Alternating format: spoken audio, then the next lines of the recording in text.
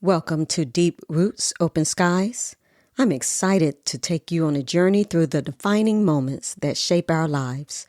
Let's embark on this adventure together. I'm your host, Lakisa.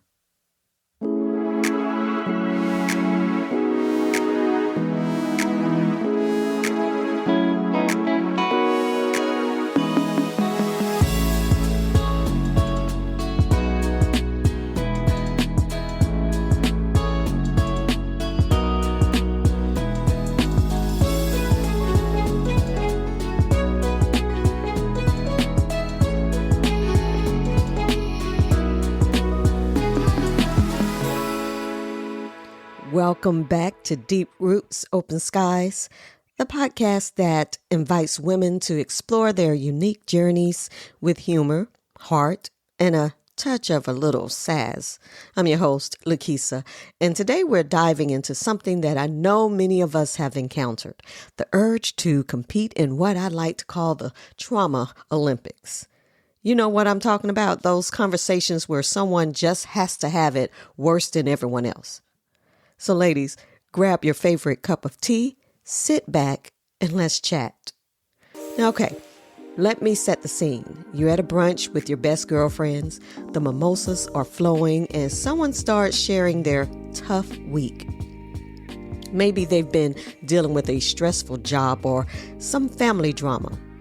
Then out of nowhere, your friend Karen jumps in with, oh, you think that's bad, and proceeds to list every ailment in the medical dictionary. We've all met a Karen, haven't we? And I'm not talking about that other Karen, the one who plays the Joker card in the game of whose life is harder. But here's the thing, ladies. Life isn't a competition, and trauma certainly isn't a trophy. Why do we feel the need to one-up each other with our struggles?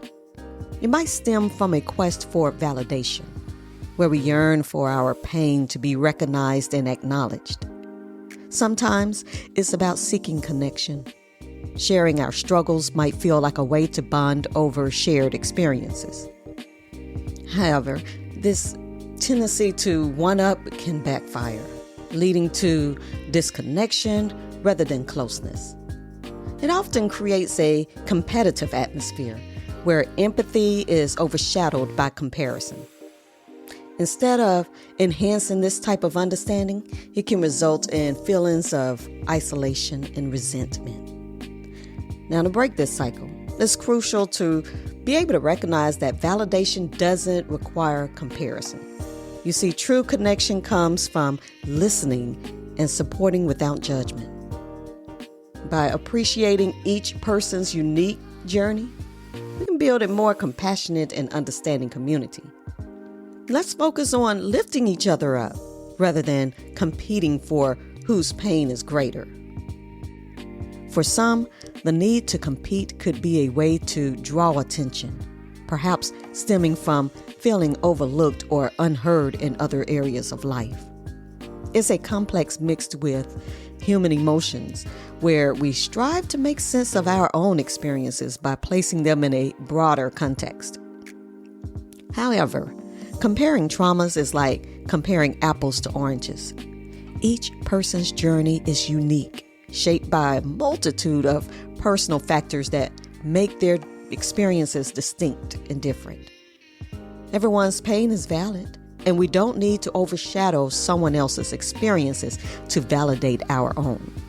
Instead, acknowledging the variation of our experiences enriches our understanding and empathy. It allows us to connect on a deeper level without diminishing each other's feelings. See, by embracing this type of mindset or thinking, we can build a culture of support with each other, where everyone's story is valued for its own merit rather than how it measures up against someone else's. Instead of competing, let's celebrate strength. Acknowledge everyone's unique journey. After all, who wants to win a gold medal in suffering? Not me. I have enough challenges, you see. Reflecting on my own experiences, I've realized that acknowledging the urge to compete in the Trauma Olympics has helped me grow. It's taught me the importance of empathy and listening and how these can transform relationships. Let me share a personal story. I once had a friend who would turn every gathering into a medical conference. She had diabetes, arthritis, and a strong liking for drama. At first, it was exhausting. But then I realized something. She wasn't looking for sympathy. She was just trying to find her place, her voice. It taught me that sometimes all we need is to feel heard, not compared. And hey, if you do find yourself in a conversation with a Karen, remember to breathe. Maybe even have a little fun with it. When she starts listing her ailments, you could say, "Wow, Karen, you just need a theme song for your life, like Under Pressure, or maybe I Will Survive." But seriously, let's keep it lighthearted and supportive. Humor can be a great diffuser. Sometimes a gentle joke can shift the vibe from tense to light. It's about bringing some levity while still showing you care. Remember, the goal isn't to dismiss what they're saying, but to create a space where both of you can feel understood and appreciated. Maybe try redirecting the conversation to something positive. You might say, "Karen, I hear you're dealing with a lot. How about we plan a fun weekend getaway or a spa day to relax a bit?" Turning the conversation towards solutions or shared experiences can help both of you feel more connected. And if you feel overwhelmed, it's okay to take a step back. You can gently change the subject or even suggest taking a break. Sometimes the best support is knowing when to pause and breathe. Think about the time at work when you had a time with your colleague and they started complaining about their workload, and suddenly it turned into a competition of who stays later. Not exactly a fun game, right? By shifting the focus to support rather than comparison, we can create more meaningful and uplifting interactions. So let me ask you, have you ever caught yourself in a trauma Olympics moment? How did it make you feel? And what did you learn from it? Were you able to shift gears and change the subject or anything? Let's explore some practical ways to handle these situations. When someone shares, focus on active listening. Being present means truly hearing them out without planning your response, interrupting. You know this can make all the difference. Offering empathy rather than sympathy is key. Instead of jumping in with your own stories, try to understand and support them where they are. It's about creating a connection, not a competition. And if you find these conversations consistently draining, it's pulling you down every time, it's perfectly okay. It's okay to gently steer them in a more positive direction. There's nothing wrong with that. Sometimes setting boundaries is necessary for your own well-being, your own free will. It's important to remember that you're not obligated to remain in conversations that leave you feeling depleted. Now you're stressed out.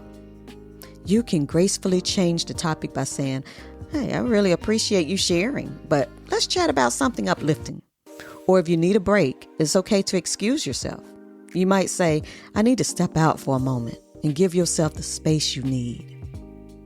See, walking away doesn't mean you care any less. It's about preserving your energy and mental health. We all deserve interactions that leave us feeling enriched and empowered, not exhausted. See, by setting these boundaries, you're not only taking care of yourself and your mindset, but also modeling healthy communication for others around you.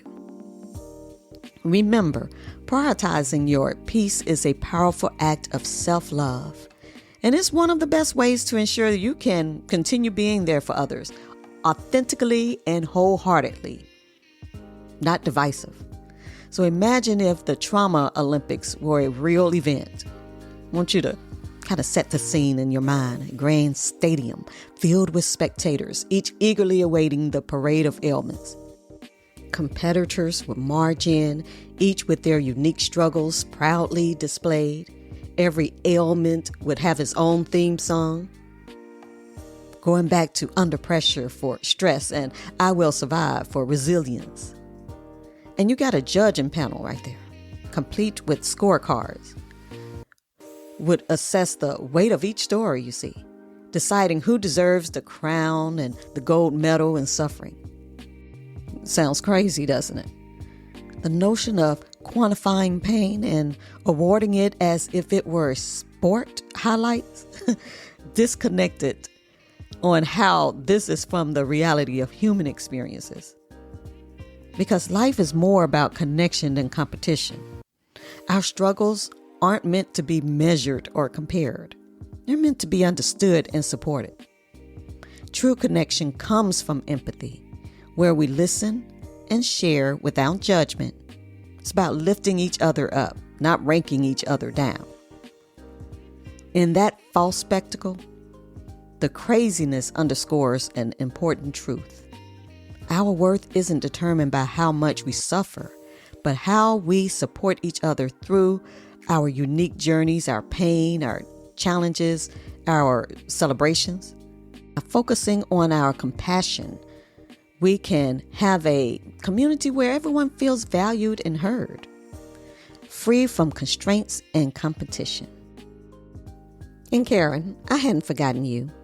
Remember that your experiences are valid, and you don't need to compare them to everyone else's. Embrace your journey with kindness and focus on the connections you build along the way. You see, by sharing your story and listening to others, you can have a great space where everyone feels valued and heard. We can celebrate the strength that comes from supporting each other, not from competing. You can be appreciated too, in your moment, and when it's your time. Karen, it's time to recognize that constantly overshadowing others with your trauma isn't helpful. When you feel the urge to dominate the conversation, stop and remind yourself this isn't about entitlement. You won't gain respect by outdoing someone else's pain. Instead, focus on being a part of the community where every voice matters. This change won't just improve how others see you. It will deepen your connections and bring genuine understanding. To wrap up, remember to listen actively, as giving a friend your full attention. Offer empathy. Empathy is like offering a comforting hug. It's about being there for someone, showing them that they're not alone in what they're going through. Set boundaries when needed, so everyone can have a space where they feel supported. See, setting boundaries is simply knowing your limits and respecting them. It's okay to take time for yourself so you can be there for others without feeling drained. It's about being there without distractions, letting them know they matter. And ladies, it's time to change the narrative. Life is tough enough without turning it into a contest of who has it worse. Let's support each other, lift each other up, and remember that it's okay to just be. We all trying to navigate this wild ride of life with our deep roots and open skies. You see, we all still trying to figure things out with our feet firmly on the ground, you see, and our eyes on the horizon. I want you to know together we can create a space where everyone feels supported and ready to face whatever comes next. See, as we move forward, let's cherish the moments, shared moments of laughter and understanding. Life's journey is unpredictable. It has its wild rides, but each other's support, and if we have it, we can embrace the ups and downs with courage and grace. Let's continue to uplift and empower one another, knowing that together, we're stronger. Keep reaching for those skies, knowing you're never alone on the journey. As always, I appreciate you for tuning in to Deep Roots, Open Skies. If you enjoyed today's episode, share it with a friend who might need a little reminder that they don't have to win the trauma Olympics to be worthy. Until next time, keep shining, keep thriving, and remember, you got this. Thank you for joining me on this episode of Deep Roots, Open Skies. Until next time, embrace your journey, and keep exploring the possibilities.